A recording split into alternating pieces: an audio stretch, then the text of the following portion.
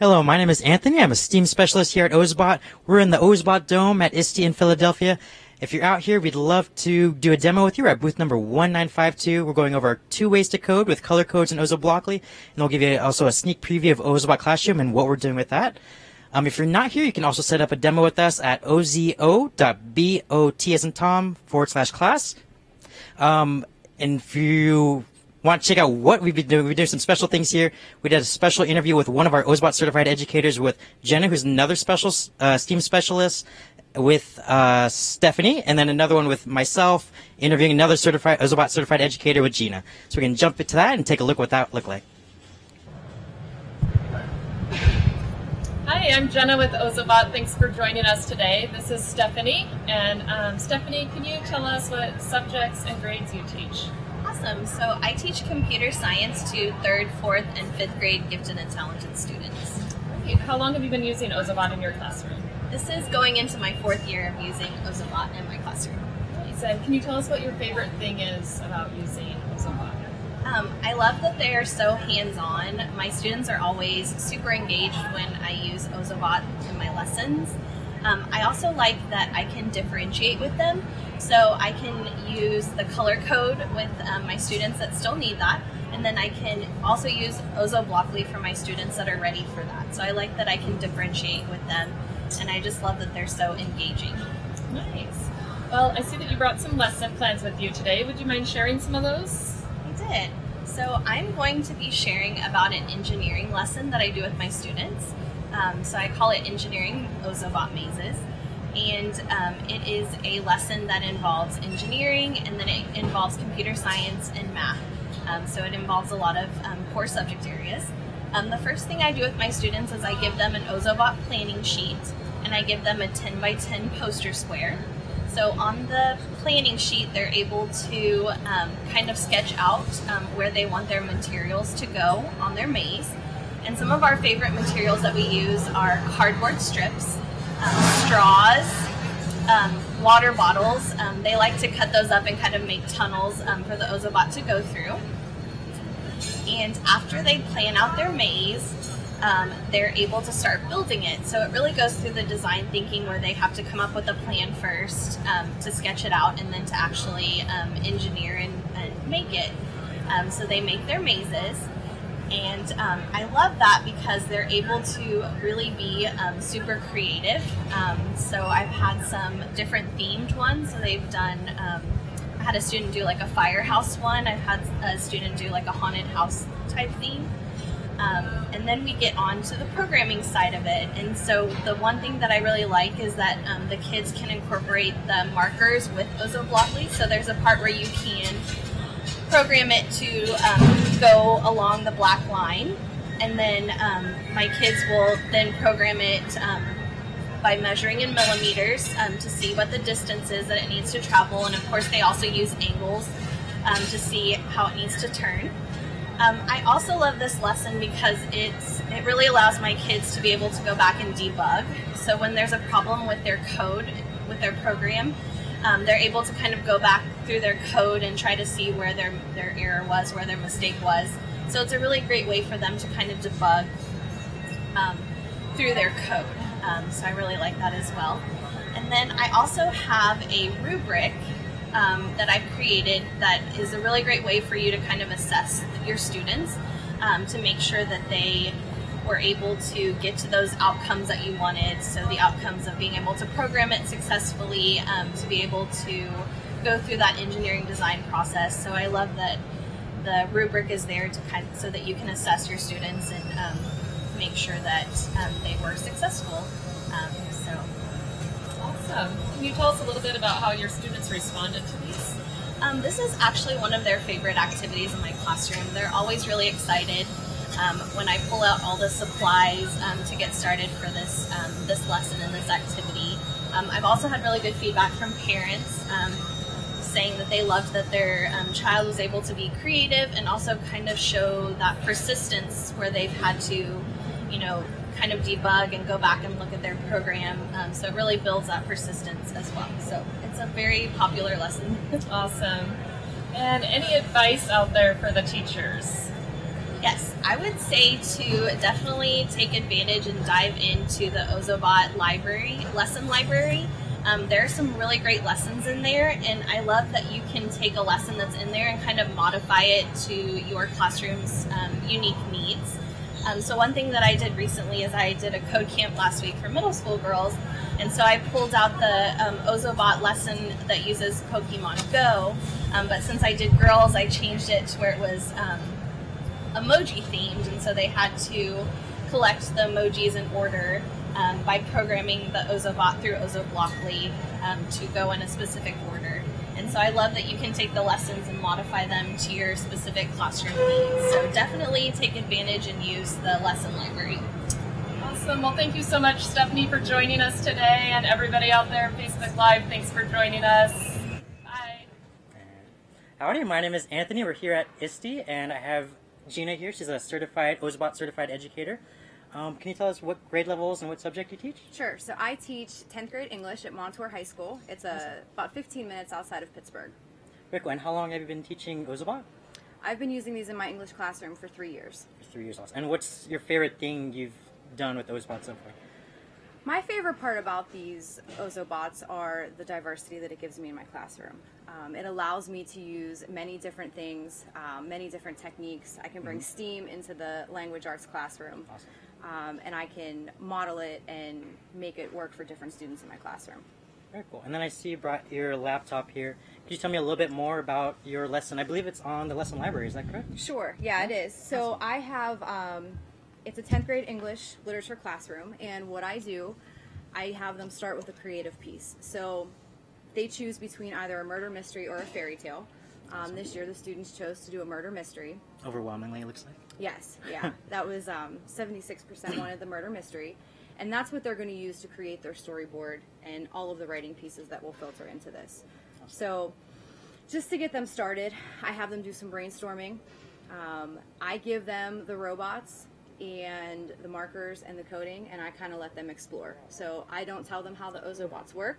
That's part of the problem solving that's worked into the overall lesson. So they have to figure out how they work first, and then they can go ahead and start building their stories. So once they get through the critical thinking and the problem solving of the actual mechanics of the Ozobot and how it works, then they can start with their project. So once they get to the piece where they are ready to write, they're going to come up with their creative story. That creative story has to hit all of the elements of literature that we cover. So it has to have a sound plot, there has to be a protagonist, antagonist, conflict, cause and effect, some resolution in there. And that piece of fiction is what then they use to create their storyboard.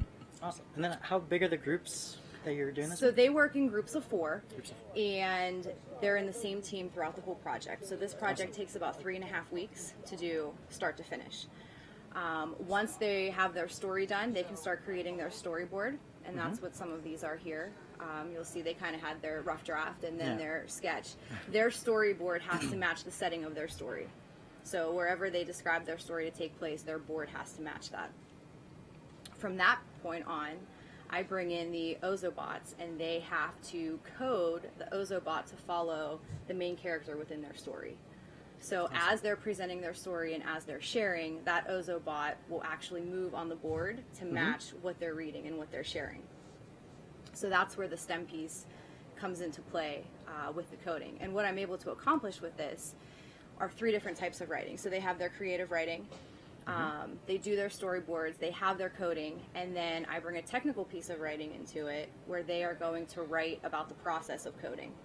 Awesome. So that's the piece that kind of takes this creative to the next level and allows them to use some collaboration to work through that.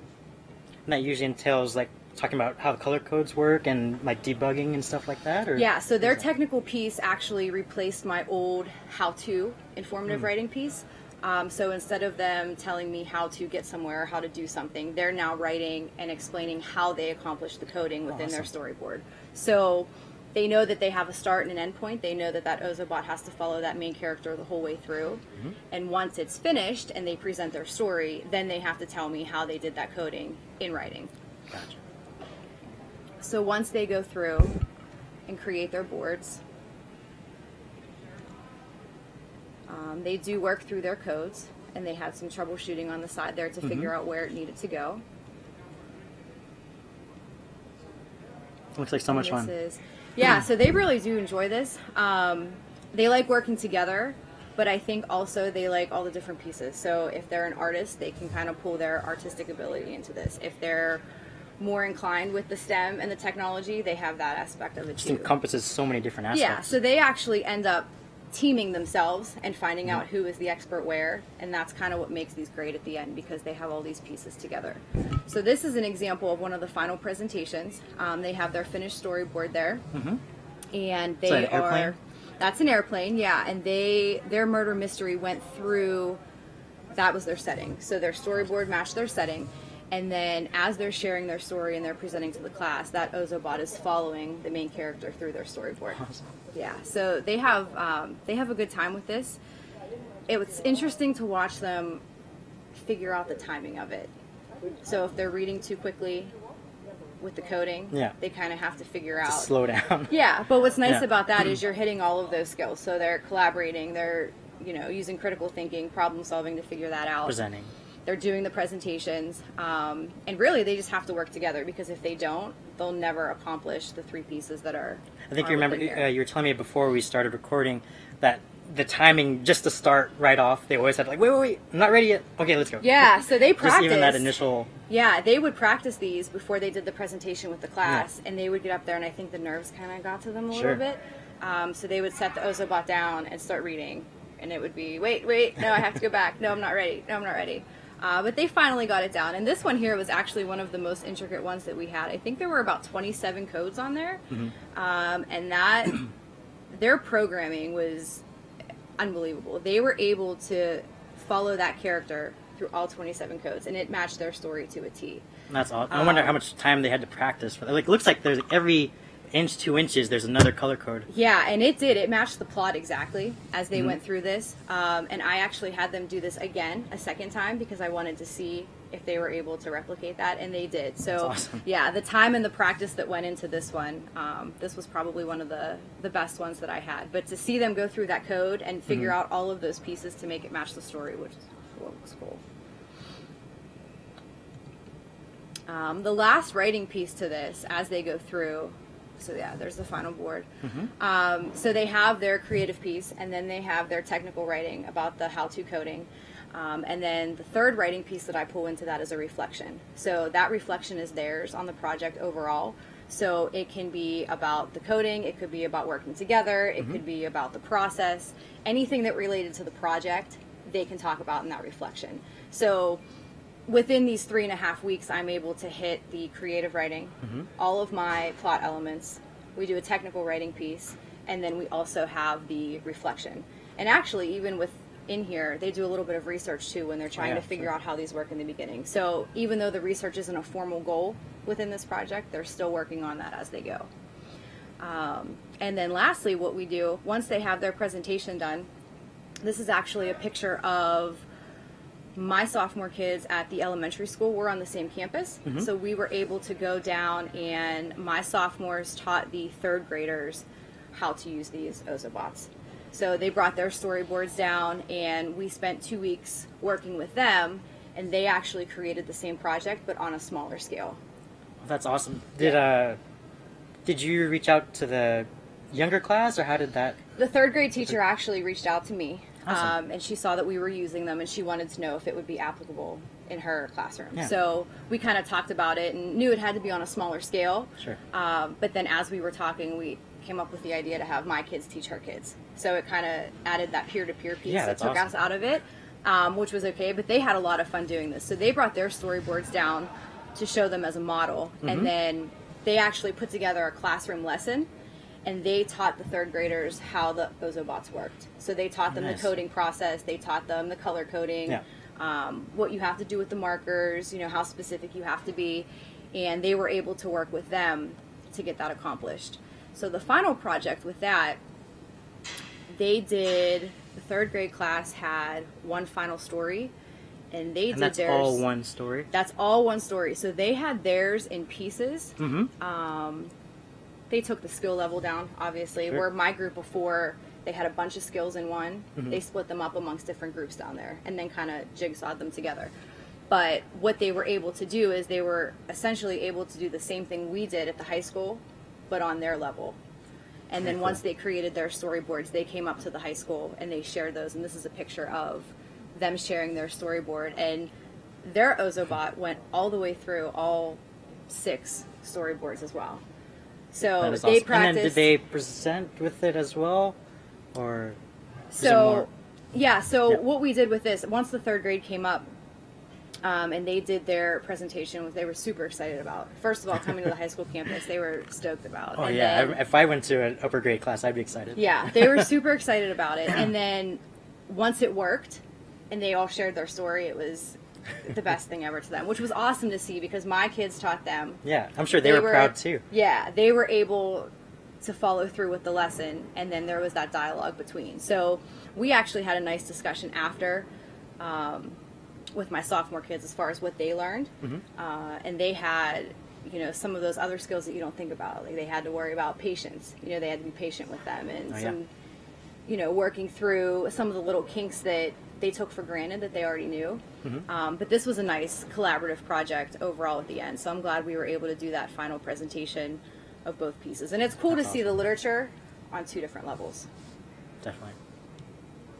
There's a whole ton of parts to this. You started off with your 10th graders where you had this storyboarding and all the other aspects, and then 3 different writing aspects with the technical piece, and then bringing it to the younger grades. That's so much thought went into this. That's awesome.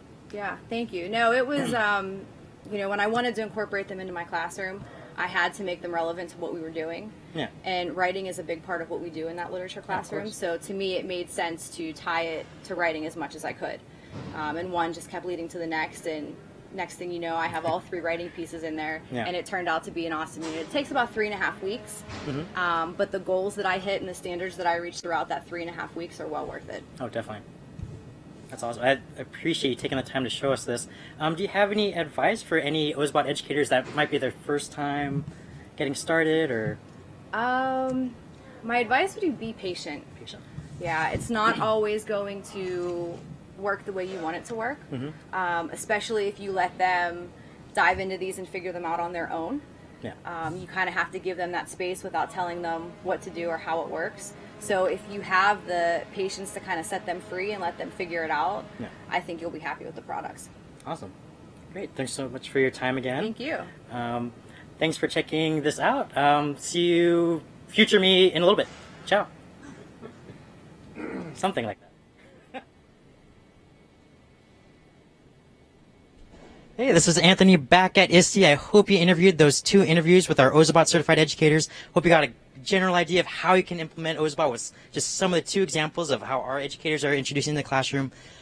We do have a live reveal tomorrow doing on Facebook Live, YouTube, and Amazon, giving you a quick live reveal of how Ozobot Classroom will be utilized. And you can also, if you're not able to attend the live, you can watch the recording of it or schedule a demo with us at ozo.bot/class. Thank you. Have a great one.